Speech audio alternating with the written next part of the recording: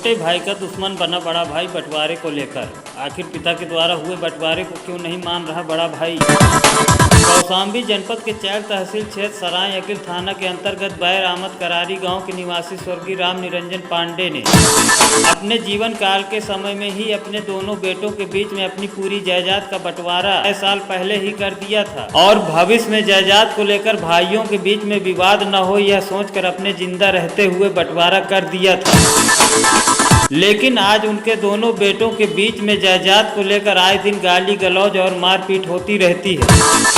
बता दें कि चैल तहसील के बैर आमद करारी के निवासी स्वर्गीय राम निवास पांडे का एक मकान सराय अकिल थाना क्षेत्र के बेनी राम कटरा चौराहे में है, जिसका बंटवारा स्वर्गीय राम निवास ने खुद दोनों बेटों को बराबर बांट दिया था। आज उसी मकान में उनके छोटे बेटे रघुविंद कुमार पांडे अपने ही हिस्से में दीवार खड़ी कर रहे थे। दीवार खड़ी हो जाने के बाद उनके बड़े भाई ब्रजेश कुमार पांडे, उनकी पत्नी प्रीति पांडे व उनके बेटे संस्कार पांडे, अभिषेक पांडे व ब्रजेश पांडे के ससुर हरिश्याम पांडे, उनके नाती नवीन शुक्ला सभी मिलकर दीवार गिराने लगे। दीवार गिराए जाने पर विरोध करने पर सब एकजुट होकर गाली गलौज करते हुए रघुविंद पांडे व उनकी पत्नी प्रीतिमा पांडे को लात घूंसों से मारने लगे और जान से मार देने की धमकी। रघुविंद पांडे की पत्नी प्रीतिमा पांडे ने बताया कि उनके ससुर स्वर्गीय राम निरंजन पांडे ने अपने दोनों बेटों के बीच में अपने जिंदा रहते 6 साल पहले ही बराबर बंटवारा कर दिया था।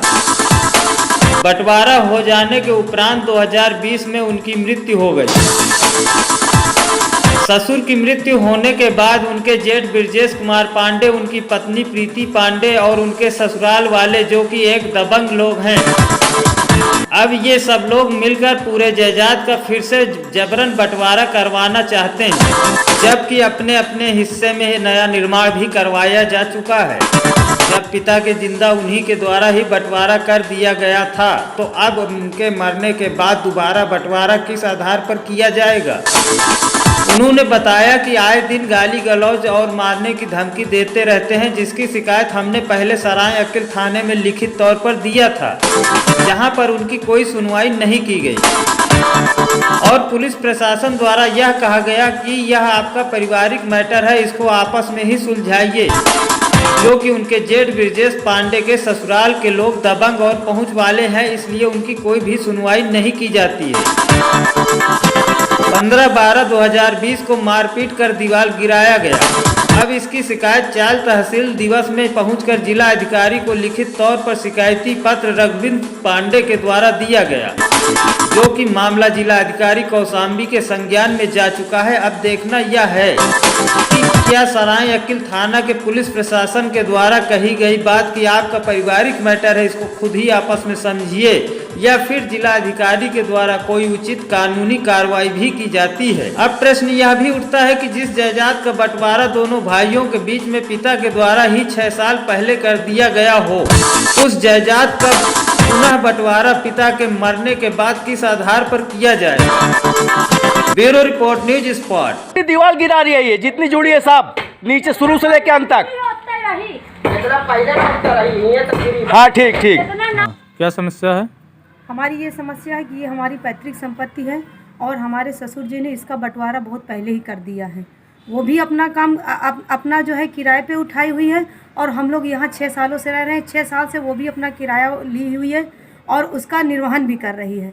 और हमें अब हमारे फादर इन लॉ हमारे बीच में नहीं रह गए हैं, तो वो हमें यहाँ रहने नहीं दे रही है। हमारी ज़मीन को कब्जा करने के चक्कर में पड़ी हुई है, कह रही है कि हम यहाँ रहने नहीं देंगे। बार बार हम दीवार बनवा रहे हैं और हमारी दीवार जो है इसको गिरा दे रही है। मैं प्रशासन से मदद भी ले रही हूँ, लेकिन प्रशासन हमारी कोई मदद नहीं कर रहा है। वो ये कह रहा है कि पहले आपसी आप समझौता करिए, नहीं हो रहा है तो आप इसका सरकारी बंटवारा करवाइए, जबकि हमारे ससुर जी उस समय कर दिए थे। अब सरकारी बंटवारा होने के लिए बात हो रही है, क्या इसका हल कुछ निकलेगा कि नहीं निकलेगा, इस बात में हम लोग बहुत परेशान हैं।